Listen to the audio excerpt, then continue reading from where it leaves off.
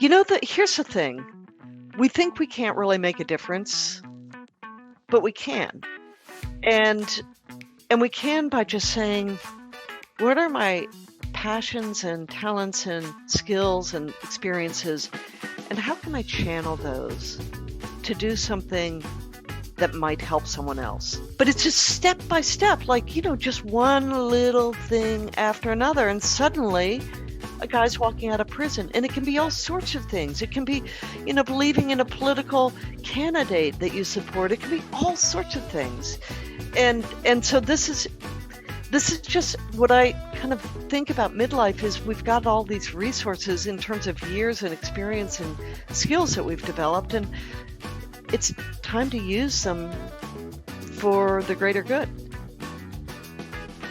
Hello, you are listening to the Late Bloomer Living podcast, where we are reimagining and redefining what it means to be in midlife, where we are gathering energy, momentum, and excitement for our next chapter via candid conversations with other midlifers about their own pivots, pitfalls, and triumphs. I'm Yvonne Marchese, your host, and I'm so happy you're here. So guys, welcome back. Before I introduce you to today's guest, I have a quick favor to ask. If you are a regular listener, I could really use your help in letting people know about the podcast. Can you take a quick second to leave a review or rating if you listen in the Apple Podcast app? That really helps to make sure that other people can find these conversations. And, if you could simply tell a friend about it, that would be fantabulous. So, and one more thing before we get going. I want to remind you that I created a free guide for you designed to help you start taking the steps towards your next act. It's a workbook called 5 Steps to Your Midlife Reboot. Basically, it's a series of emails with ideas and practical exercises you can use over the course of several weeks to get past feeling stuck. You can do these at your own pace, as they will be waiting for you in your inbox when you're ready for the next step. You can find the sign-up link easily. You just go to latebloomerliving.com/podcast and then click on the show notes for this episode, which is number 36, and you'll find it there. So, I recently read a book called Life Reimagined: The Science, Art, and Opportunity of Midlife. It's by Bradley Hagerty. If you listened to last week's episode with Mike Adsit, you've already heard me talk about this book, and I'm so excited to say that my guest today is the author. Ta-da! I'm so excited. Some of you may recognize her voice because Barbara Bradley Hagerty worked for NPR for 19 years as a reporter covering law and religion. And by the way, I am a total NPR nerd, so having her on is really kind of a dream. Anyway, I love to have people on this podcast who have been through some sort of midlife pivot to talk about how they got through it. Well, after reading Barbara's book, I knew I needed to have her on to talk about her own midlife shakeup, which led her to writing the book. So, I'm just going to take a hot second to read one of the author recommendations from the back of the book jacket that expresses exactly how I feel about it and what I hope you'll get a taste of today. This is what Eric Weiner, author of Geography of Bliss, had to say about the book. He says, "Please don't have a midlife crisis, but if you do, drop everything and read this book. Barbara Bradley Hagerty has written a sharp-eyed, big-hearted book destined for widespread dog-earing and underlining. Generous, wise, and often funny, this book will leave you revitalized." Yep, that really hits the nail on the head. I literally took notes while reading this book, and I've never read a book so full of scientific studies and information presented in such a way that I couldn't wait to see what was next. And I think it's because Barbara managed to add the story of her own midlife struggles into the middle of all the good-for-you information that she packed in. So I can't wait for you to meet her. Let's go. Hey, Barbara, thank you so much for being here. Oh, it's great to be here, Yvonne. Oh my gosh, I'm tremendously honored. So I just want to mention right off the bat that I think I found you through listening to another podcast because I am a complete podcast junkie. I can't remember which podcast it was right now, which led me to your book, Life Reimagined. And I read that book and cover to cover took notes. It was incredible. That's great. I can't tell you how much I enjoyed it. I love the way that you um, interwove your own story into your research about midlife and aging.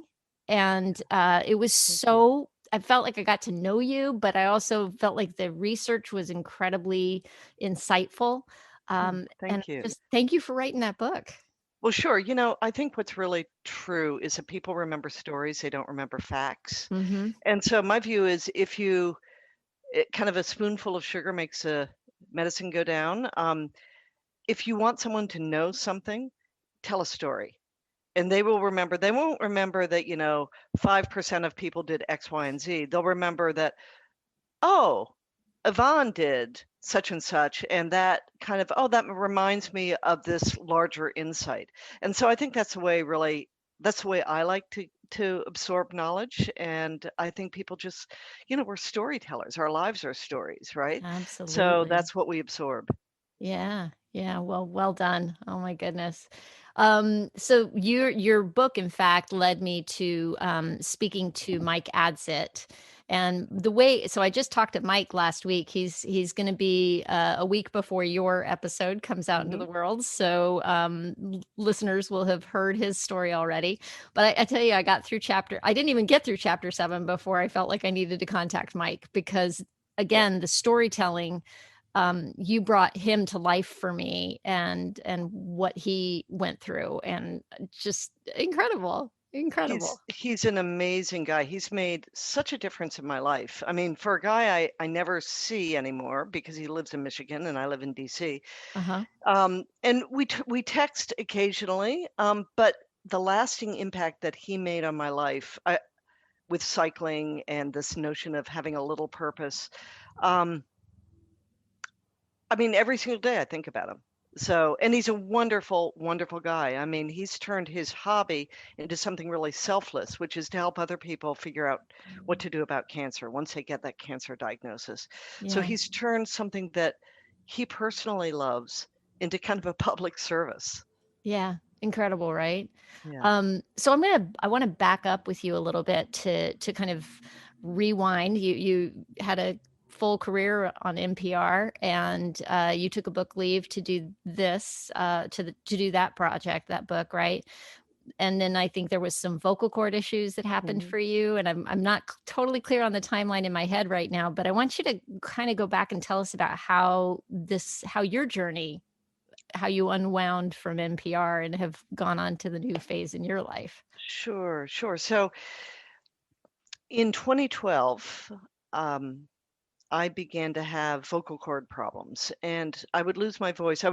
I had been at NPR at that point for something like 18, 17, 18 years. I love NPR. Mm, It's not only a wonderful kind of news organization, it's a wonderful family. And I absolutely loved working there.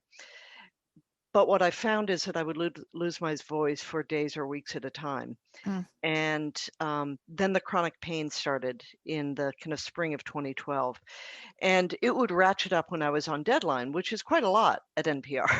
I bet. You're on deadline a lot, or you're anticipating being on deadline. And so what happened is the pain became kind of insurmountable. It got to the point where I would think, can I live with this pain for a day? No, I can't. Can I live with it for an hour? No, I can't. Can I live with it for a minute? Yeah, I can live with it for a minute. Wow. Let me get through the next minute. Wow. And what I realized is something that I learned in researching my book.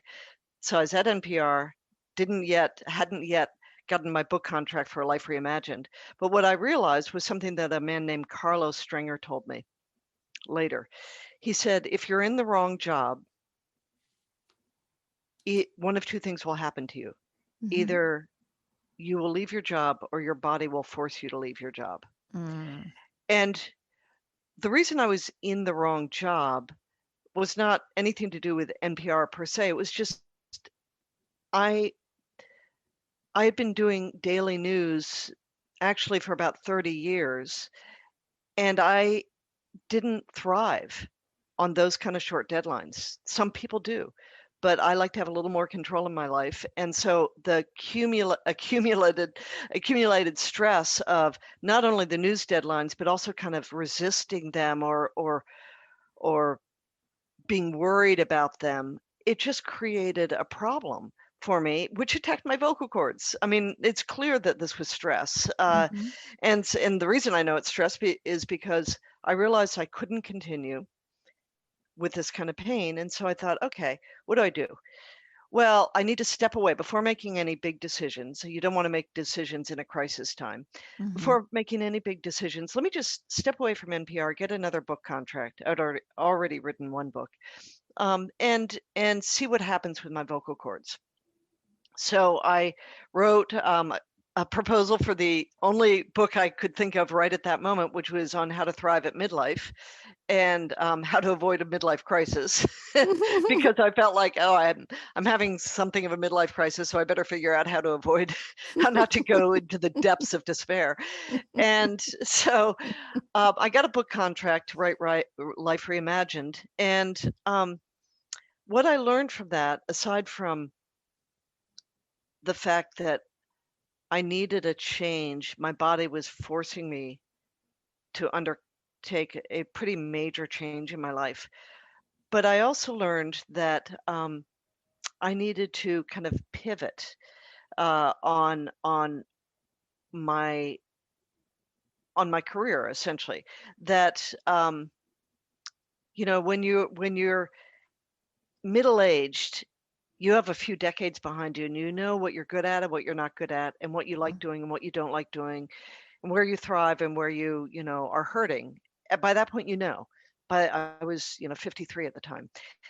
And so what I could do is say, okay, how do I try to eliminate the parts where I'm really bad, where I'm really hurting, where I'm not thriving as much as possible and emphasize those parts where I am thriving, where I think I'm actually more talented. Okay, how do I make that pivot?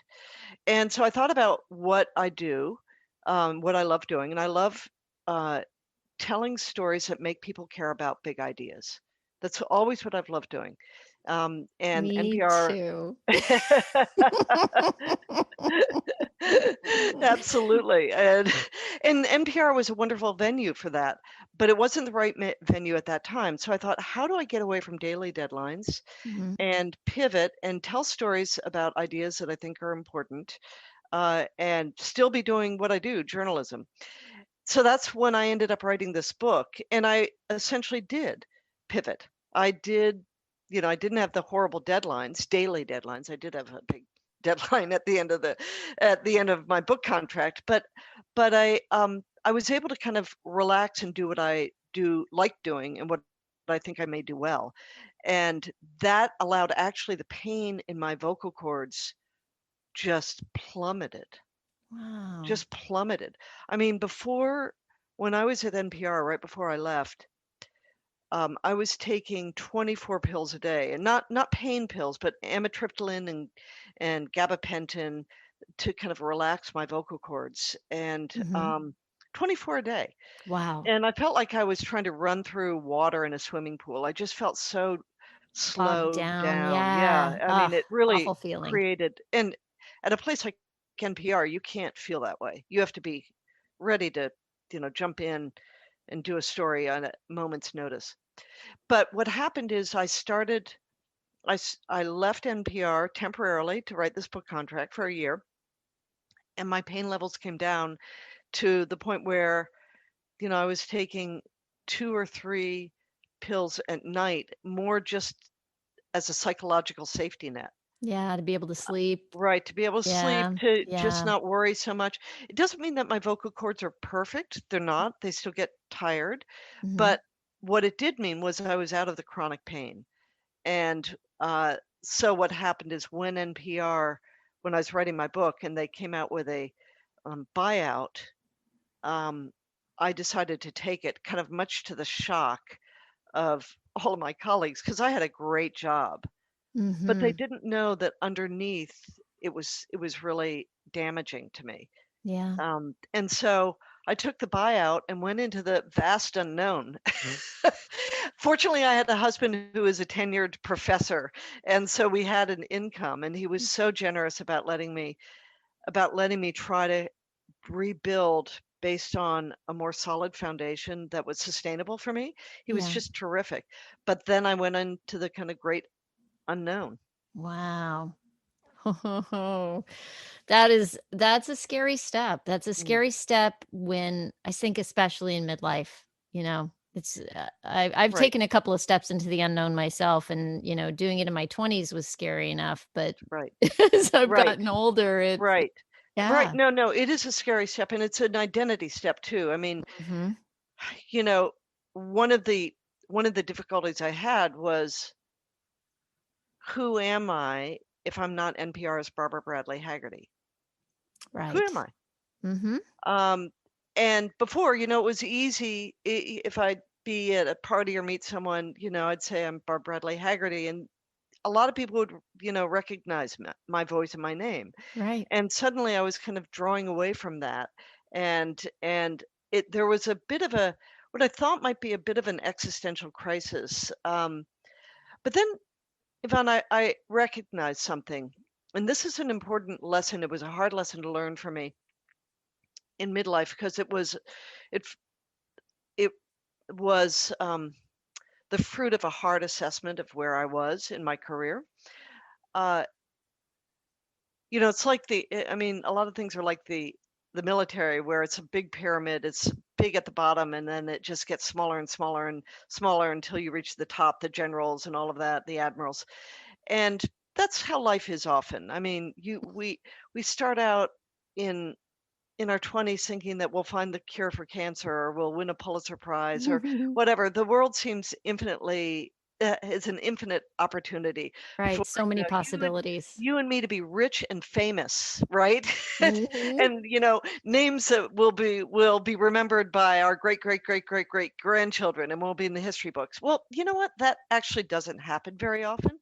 And Mhm. so one of the kind of realizations I had to have is, gee, you know what? I may never be David Brooks. I may never be Ann Patchett, whom we've named our dog after. I may never be, one of those. I may never win a Pulitzer Prize.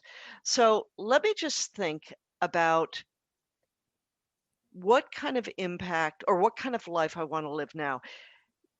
Am I going to be dependent on the world's approval and Mm. whether I'm well known or winning prizes? Um, And if I am, then that's a really fickle place to be. The world is Oh, fickle, boy. right? Yeah. And you really learn that by the time you're middle-aged, that it, it caters. I mean, you look at what's popular on the internet. Who would think the stuff that's popular? And it's not necessarily worthy. I mean, Mhm. cat videos are not worthy. I'm sorry, I don't like cats, so there's a problem. I've just lost half your listeners. Um, but but what I came to realize is that at this stage, if I'm never going to be Ann Patchett or David Brooks, at this stage, what I need to do is think about what I do that stands, kind of sets me a little bit apart. What are my unique gifts? Mhm. Maybe they won't make me famous, but what gifts do I do have that I can actually employ to a better purpose? And here's the second part of it. So, A, assess yourself. Okay, I'm not going to find the cure for cancer. But what gifts do I have? What experience do I have? Where is my position in the world, so to speak? Like, what do I have? What do I bring to the table? What's unique about me? And then the second part of it is, how do I make this about other people? How do I fix problems? Generativity is the hallmark of a happy midlife, that you give back. You've gotten all of these years. We've earned our income and we've gotten all this experience and, had all these opportunities. And now it really is the time to give back.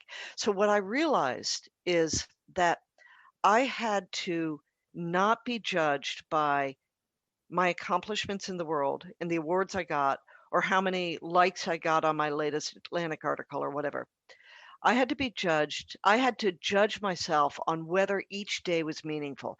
Am I doing things that are inherently meaningful, whether they get any notice at all? Whether, Right. whether no Meaningful one to even you, right, right? meaningful to me, Yeah. because that is the standard. Right. So what is meaningful to me? What gets me up in the morning? And Hmm. and it's not just about me, but what do I do where I can look back when I'm 90 and go, "Oh my gosh, I am so glad I did that." It wasn't about kudos and it wasn't about likes on the internet. It wasn't about any of that. It was about accomplishing something that was meaningful both for me and for others.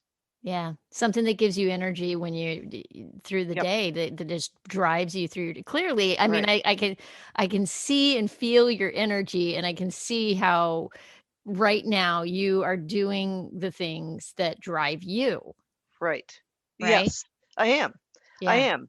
And it gets to I mean, I'll mention that I can save people the, 4.95 plus shipping by telling them the big two secrets about midlife.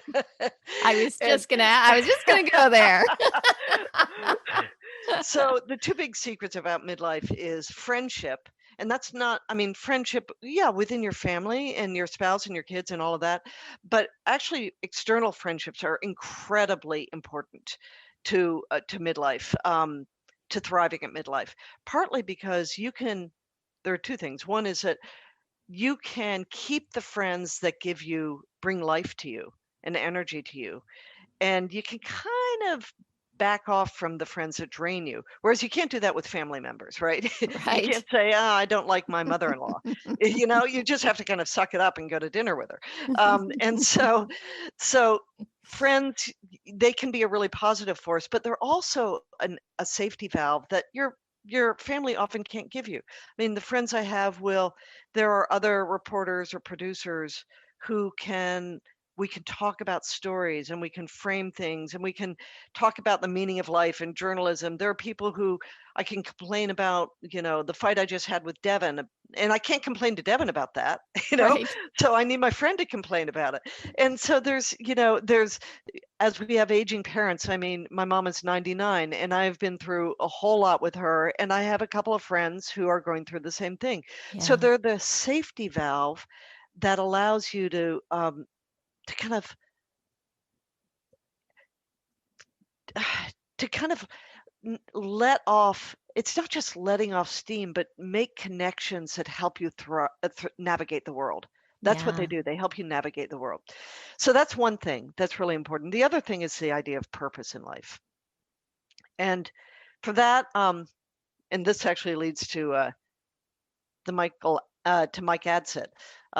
I What is really clear from the research is that the silver bullet, that the key, even more than friendships, to thriving at midlife is having a purpose in life, having a reason to get up in the morning, having something that you are invested in.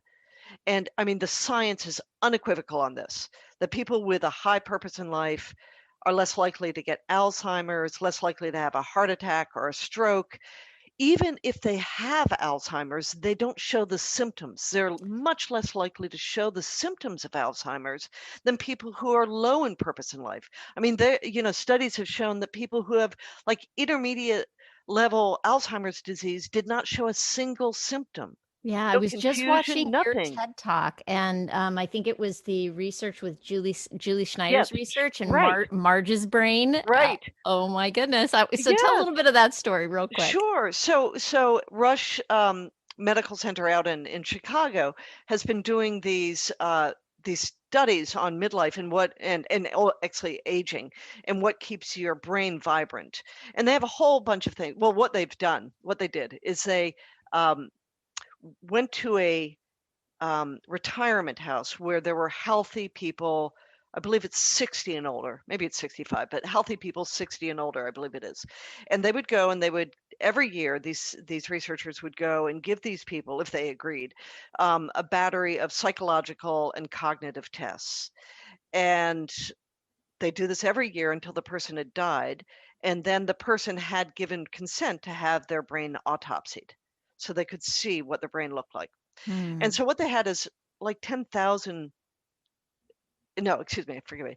So what they had is about, it was well over 1,000 cases. They've done like 10,000 people, but 1,000 cases where they've autopsied their brain.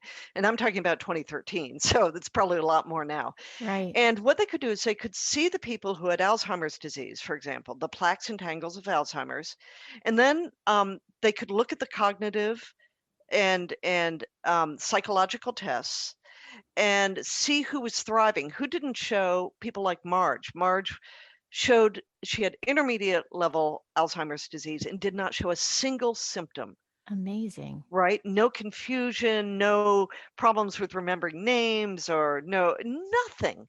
She showed nothing. Now, why is that? Well, they could look back and say, okay, let's look at the stuff that Marge does. Yeah. She reads a newspaper every day. She reads a lot of books. She actually has real bad back problems, so she is confined a lot. She doesn't exercise. She has a limited number of friends, although friends are very, very important. So exercise, reading, friends, those are all very important. But what they realized about Marge is that every week she would ask the public library to send her a box of books. And her purpose in life was to read all about like the Third Reich one week and to read all about, World War II, other parts of World War II another week Ah. and all about, brain science another week. And her purpose in life was just to read. She was an avid reader and she would look forward to those books, look forward to reading. She didn't show a single symptom of Alzheimer's. So what they realized is that when they looked across all of these 1,000 brains, what they realized is that people who had something to get them up in the morning, it could be grandchildren, it could be a hobby, it could be that they're involved in a political campaign, it could be that they're involved with their church or synagogue. Whatever it was, if they had a purpose in life, they were far, far more likely to have cognitive health at the end than those who didn't have a purpose in life. So it was a rather stunning figure. I mean, a third of the people who did have high purpose did show signs of Alzheimer's, but a third didn't. Right? I mean, I'm going for the third that didn't show any Right symptoms of on. Alzheimer's. That's Right a pretty on. large number. So it was purpose in life is really, really important. And it can be not just, it's not like you have to go out and save the world or start a food bank or, you know, stop police brutality or whatever it is, or you don't have to do the big things. You can have a big purpose in life, and that's great. But you can also have a little purpose in life. You've always wanted to play the guitar. You've always wanted to learn Spanish. You've always wanted to learn ballroom dancing. Maybe you hate crossword puzzles. Who cares? Don't do them. What you want to do is Right. learn how to play the guitar or Right. become a docent at the museum or something that you really, really like that engages you, that gets you up in the morning. And you are going to be far, far happier. Plus, most purposes in life, little purposes, bring you in contact with other people. So with my cycling, Mm-hmm. I've made all sorts of friends. One of my closest You friends, call them the biker babes? right, the Is biker that babes. right? Right, exactly. So you have the benefit of friendship as well and these Yeah. connections, which we know is really, really important. So that's kind of my long, but much too long lecture about purpose in life, but it's really, really important. Oh my goodness. You're speaking my language. I mean, and the whole idea of the purpose and that idea of chasing down something that juices you up. Right. I think they were on the crossword puzzle for a long time there. That was like the big recommendation, but and it may have been in your book. I can't remember where I read this, but they were talking about how really what it is having to engage your Yeah. mind and learning something new. Right. And you need to be interested Right. Or in else you won't order, do it. right? Right. Right. Yeah. And people should know that physical exercise is actually incredibly good for the brain.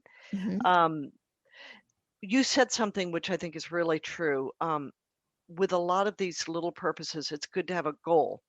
So if you are learning guitar, it's really good to figure out, okay, I want to learn how to play Hello Stranger, My Old Friend.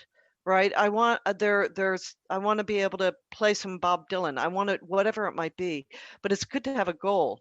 And for me, and the reason is that goals goals kind of give you the small pings of joy that you need that you might not get in midlife. So, for example, when I was writing my book, I mean, I was used to being on air a lot, and there's this adrenaline rush that you get when you get a piece on the air, and then you're kind of like a heroin addicted. It's like addict addict. Like you get it, you got to get it on the air, got to get it on the air, and then you Right. get it on, and you're like ah.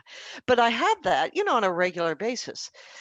When I went to write a book, I didn't have that. I didn't have these regular goals that I was meeting. And so Mike Adsit, I interviewed him for my book, and he comes into my life and he tells me, we're going to get you ready to compete in kind of the senior Olympics, the senior games in bicycling. I couldn't run anymore because I had some arthritis in my knee. And so I was looking for a new sport. And Mike helped me set goals. I'd do a 50-mile ride one day, I'd do intervals another, I'd do a rest day. But every day I had a goal and it was bringing me toward an achievement.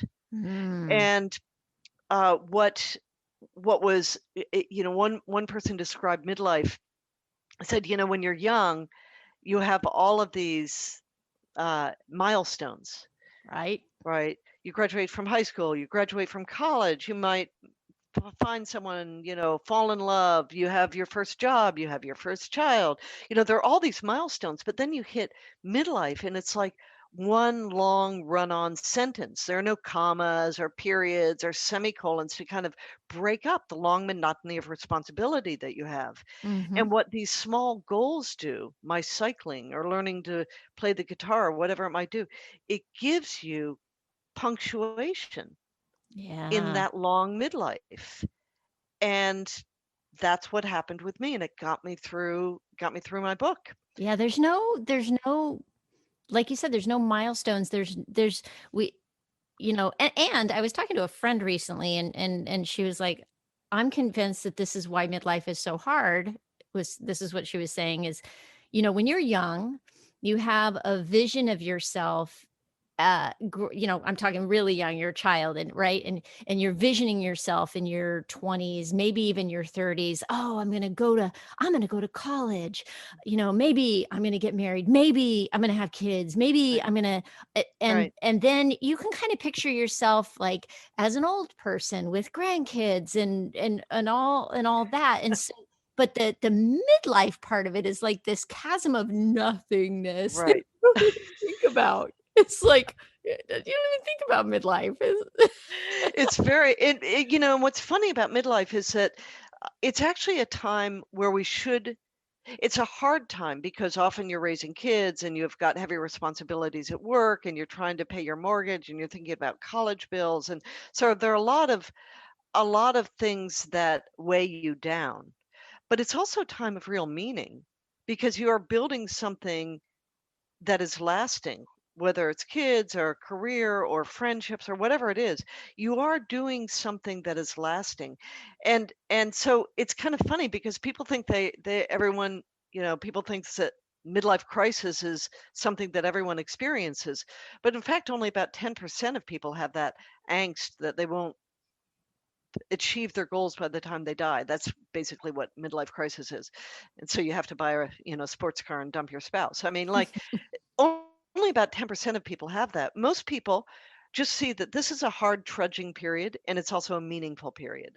It really is. And once the kids are gone and once you're retired, for Pete's sake, you're kind of going to crave some of that responsibility Mhm. and crave some of that daily inherent meaning that you have in this long boring building process. Right. Right. It's like building a cathedral, Mm, stone by stone, right, right? right, Yeah. right. I know one of the things that you've talked about and mentioned in your book is the U curve of happiness, which I think Yes. is a really interesting concept. Yeah, that is, I actually kind of alluded to it before. It's like, when you're in your 20s, for example, you're very high. Well, okay, I should tell you that This study has been done in like 80 countries, and every country but one follows this pattern. It's called the U Okay. curve of happiness. So in your 20s, teens and 20s, you're really happy because you think that you've got your whole life ahead of you, and you'll find the cure to cancer, and you'll just be able to achieve all these wonderful, wonderful things. You'll be able to win an Oscar and win a Pulitzer. And then what Mm. happens is in your 30s, things get a little harder. You have kids, uh, you're working all the time, maybe you're changing diapers still or whatever it might be, but life is a lot harder, and you realize that those goals are a little that you had when you're 20s may not be achievable. This is kind of hard. I may not get there. I may not find the cure to cancer. And then in your 40s, when everything is kind of resting on your shoulders, you realize there is no way I'm going to find the cure to cancer. I mean, I got to give up that dream. And there's this small death. And Mm. so the bottom of our happiness is actually around age 45 in America. But then what happens is that people begin to focus on two things. They focus on friendship and relationships, and they focus on finding a meaning or purpose that gives you joy, right? Those two things. And as they begin to do that, as they begin to forget what the external, what the world says about your success rate, as they Mhm. begin to forget about the fact that they want, three BMWs in their driveway. As they begin to focus on the other things that they're more in control of, which is how do I find meaning and how do I have friends and relationships? Mhm. They start going up that U curve of happiness. So people who are in their 70s are actually happier than the robust person at 45. And it's kind of an incredible and consistent finding across countries, except for Russia. And in Really? Russia, they peak at age 18 and then it's all downhill from there. Oh my goodness. Oh, I'm sorry. I know, poor Oh, that's Russians, horrible. except for Putin. Putin's happy, kind of. Yeah, who knows, Yeah, right? Oh my goodness. Wow. Wow, Barbara, this is all so much. So you beyond that book now, you're in the middle of all kinds of new and exciting things right now. I kind of want to move on to where do you see sure, yourself going from sure. here? Yeah, where do you see yourself going from here? Well, so first let me say where I've gotten to, because I I read the research. I talked to all the research scientists. Doing the little purpose was easy. I start biking. Um, the finding the larger purpose was something that I had to think carefully about. And when I decided not to go back to NPR. And so what I did is I thought about and what really animates me. And to figure that one out, this is what I recommend to people. Go back and think about what animated you when you were a lot younger, maybe at the beginning of your career, because I feel like that's a pure sense of who we are. I mean, especially at children, you can tell. Like I knew at age 5 that I wasn't going to be an accountant. If I didn't really know what an accountant was, but I knew that that's not where I was headed. Mhm. Or no, let me put it this way: I don't think I was absolutely that prescient at age 5, but we did find my kindergarten uh, report card when I was about 40. We found it in my dad's records, like in his file cabinet.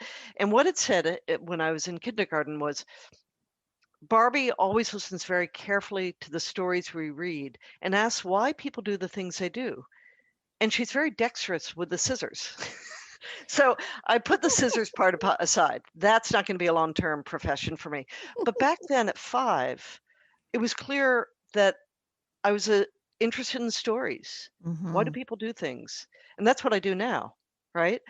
Um, I could never be a doctor. I hate blood. I could never be an accountant. I'm not that detail oriented. I like stories. So what I recommend that people do is go back and look at what were the things that just wow, really animated you when you were young, or early in your career. And for me, what it was Errol Morris's film, The Thin Blue Line. I remember seeing it when I was about 28 years old, and that's about Errol Morris in The Thin Blue Line did a documentary about the essentially wrongful conviction of a guy named Dale Adams in Dallas, Texas. And it was the first time that anyone had ever used any medium, print, radio, anything, to reinvestigate a case Mhm. and find out the truth and overturn the system essentially. The conviction was overturned and he was released after this film came out. And so I remember watching it and going, "Oh my gosh, you can do that? You can use journalism to right a wrong? Wow, You right? can do that?" Yeah. And it never left me. And at every opportunity, when I was at NPR covering the Justice Department, at every opportunity, I tried to do stories about injustice and wrongful convictions and that kind of thing. And so I knew that I've known for a long time that was the animating principle in my life. Injustice, showing what's going on that is unfair. I particularly like to look at it through a legal lens because that's just the way I'm wired. Um, And so, what is the law? Kind of who are harmed by the law or by the law enforcement system. So when I left NPR, I thought, um, what what is it that I really love? And I ended up calling up a guy named Jim McCluskey at Centurion Ministries. Centurion Ministries. So Jim McCluskey started this whole organization, this whole idea of reinvestigating wrongful convictions back in 1980, 10 Wow. years, early 80s, 10 years before the Innocence Project Wow. even ever came to be. So Mhm. this guy, Jim, was a seminarian at Princeton, Mhm. and and as in his second year, he was a kind of helper chaplain at the local prison, and one of the guys there kept saying that he was innocent. And these were all murderers and rapists and kidnappers and blah blah blah. And Jim's like, yeah, right, okay, you're not innocent. Right, they But all he say would they're talk to innocent, him, right? right. Mhm. And every week, all he could talk about was how he was innocent. And finally this Mhm. guy said, um, Jim, why don't you will you just read my trial transcript over the Thanksgiving break? And so Jim said, sure, I'll do that. So he gave it to him. He read it over Thanksgiving break. He comes back to the prison and the guy says to Jim, so what do you think? And Jim says, well, I think you may be innocent. And he said, so what are you going to do about it? And he said, what do you mean, what am I going to do about it? I'm a seminarian, for Pete's sake. Mhm. And he said, well, you can't just go back to your little dorm room and pray about it. God uses humans, and you're the only human I have. Oh my goodness. So Jim Wow. took a year off from seminary, reinvestigated the case, found a pro bono lawyer, and the guy was exonerated, got out of prison. And what Jim realized was that his call was not to the ministry. His call wasn't to the pulpit, I should say. His call was to the wrongly convicted. Mm. That was how God was going to use him. That's what he realized. Hmm. And so Jim he is someone who absolutely shows purpose in life, right? This is what he's good at. He would put on his little collar and go interview people, his minister's collar, and go interview, and they would confess. Like, think he was a Catholic priest, and like, Father, I need to tell you. And he'd go, no, I'm not a priest. This is not like, there's no priest penitent privilege here, right? Right. I know, Lord, I Right. know, Father, but I need to tell you. And then they'd confess, and then he'd exonerate people. And it just went on, and he's the Wow. father of the modern innocence movement. One guy who just followed what he was passionate about. And so I called up Jim, who's now retired. He's 77 and he's like acts like he's 35 because he's got so much chutzpah to him. And I said, "What's the case that haunts you, Jim? What's the case after, you've gotten 65 people off death row or off of life sentences? What's the case that haunts you?" And he said, "Well, that's easy. Um, Ben Spencer's case Mhm. down in Dallas." So I went down there with my little microphone, and it turned out that, and I'll keep this very, very short, but it turned out that Ben Spencer had been a black man convicted of robbing and killing a white man back in 1988. And he's been in prison for almost 34 years. And there is nothing that Mm. connects him to the crime, no physical evidence whatsoever. No one saw the murder and the robbery. It's, it's just that one woman who it turns out was not the most honest of witnesses said that she saw Ben run away from the victim's car in their neighborhood one night. And so Ben was convicted, and another person was convicted, given life in prison. Mm. And Jim took his case in 2000. He's given life in 88. And Jim reinvestigated, got all the evidence before a judge. The judge ruled that this man, Ben Spencer, deserved a new trial based on actual innocence. But the system is such that this judge could not give him a new trial. He had to get permission from the Court of Criminal Appeals, the high criminal court in Texas. And Texas court waited 3 years and then said, nah, you know what? You're not getting a new trial. There's no DNA in the case. Well, all the DNA had been thrown out. All the evidence had been thrown out. How do you prove a negative? No, you're Just not getting a new incredible. trial. So Wow. he faced life in prison. And so I called, that was in 2011 that happened. So I called Jim up in 2017 and said, Jim, what's the case that haunts you? And he said, Ben Spencer's. So I went down to Dallas and worked with this private investigator who's donating his time for free. And we went all over Dallas and we knocked on doors and we found alibi witnesses. And two of the four witnesses the one of the eyewitnesses recanted. There was Gladys and then Wow. two other boys. One recanted, the other was dead but had recanted. The jailhouse snitch informant recanted. The only thing that was left was Gladys, this one woman who was a state star witness, and she basically wouldn't talk to me. So I do this story for NPR and for the Atlantic. Basically all the evidence has fallen apart except for this one woman who says she has dementia and can't remember anything. And Hmm. what happens is that serendipity, that piece runs in early 2018, and in November of 2018, a new black progressive district attorney, or man named John Creusot, was elected district attorney of Dallas. He reopened the case. They reinvestigated, and Ben Spencer is going to walk out of prison in the next few weeks. They That found that he didn't get a fair trial and that he should not have been sent to prison. So after 34 years, he's walking out of prison. For me, this has been the most meaningful project I've ever done. I don't have children, so I can't like look to them and say, gee, that was a worthwhile endeavor. And I brought into the world, this right. wonderful boy or girl. I have a wonderful stepdaughter. But, I can take zero credit for making Vivian into the incredible woman she is. She's now, 27, 26.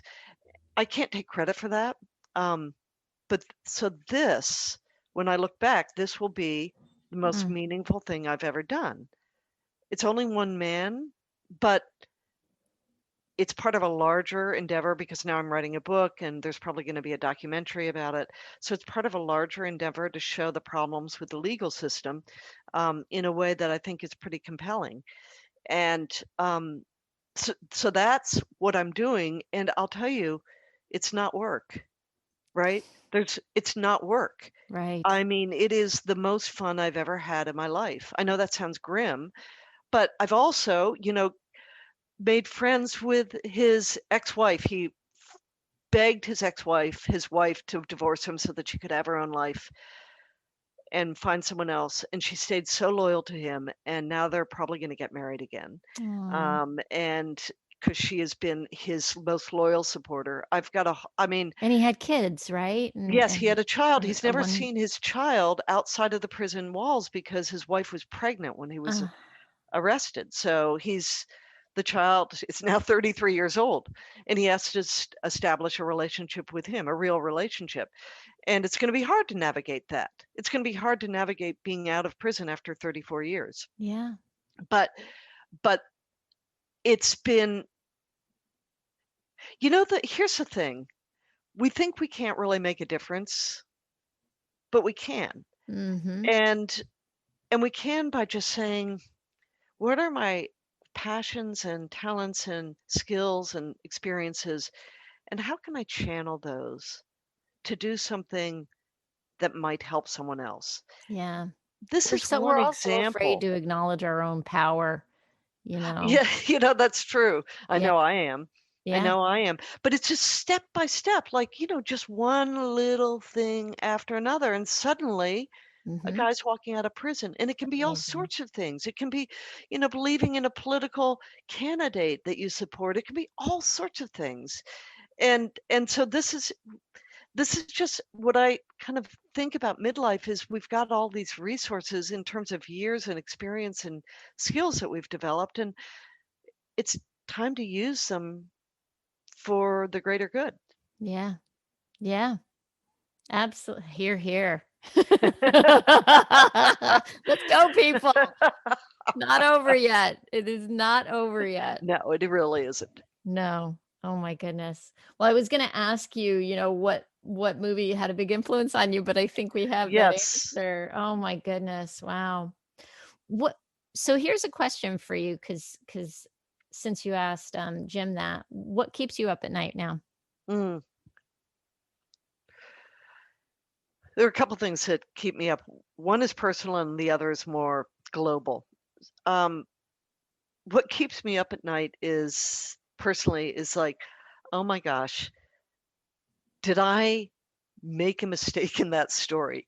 Oh my gosh, did I burn someone? Did I misspeak? Did I do something wrong in the course of my journalism that I mean, every journalist wakes up in a panic in the middle of the night when they're going, "Oh no, what did I say that right?" I did that yesterday with my NPR interview. I woke up and thought, "Oh my gosh, did I say that the victim was 34 and not 33?" Uh-huh. And I'm like, eyes looking up. And I know that sounds small, but everyone has it in their own area. I mean, finances or whatever it is. For me, it's Mhm. just, did I blow it? But there's something else that keeps me up at night, and this is what drives me. And it's this kind of the systematic kind of injustice of um, of organizations. So for me, it's the criminal justice system. Mhm. Um, uh, you know, when people are harmed by a system that is bigger than they are. Sometimes it's our workplace. You don't know what it is, but when I Mhm. see someone like Ben Spencer caught in a trap and It's there's nothing unconscionable. he can do about it. It's But it's small crazy. things too. It's small things too. It's, Yeah. systematic racism. It's the way our company may treat someone. It may be, I've watched people be kind of hounded out of the organization in cruel ways. I mean, this stuff happens, and so that's what really bothers me is kind of the systematic. I won't say the systematic discrimination or unkindness that can happen in large organizations, Mm. whether it's government or private organizations or church or whatever it might be. That really keeps me up at night, and I actually think that's a good thing, because if it didn't, yeah, I wouldn't have been working on this story about Ben Spencer. Mhm. So it can drive you to do what you should be doing. Wow. Well, I'm gonna put links to I mean, you sent me that Atlantic article this morning. I'm gonna have for anybody listening, I'm gonna have links to a lot of the things that we've talked about today if you wanna go deeper into researching this and finding out more about the amazing work that you're doing, Barbara. Oh my Oh, gosh. thank you. Wow. Um, wow. Is there anything else you wanna say before I let you go? I know you have another meeting to get on to, but No, I'm trying to think. Um, there's just one thing, which I'm going to sound like a broken record, but when I was researching my book, I interviewed people who had won kind of an award from a place called encore.org. And this was a fairly sizable award for people who had used their skills that they had developed for the greater good. Mm-hmm.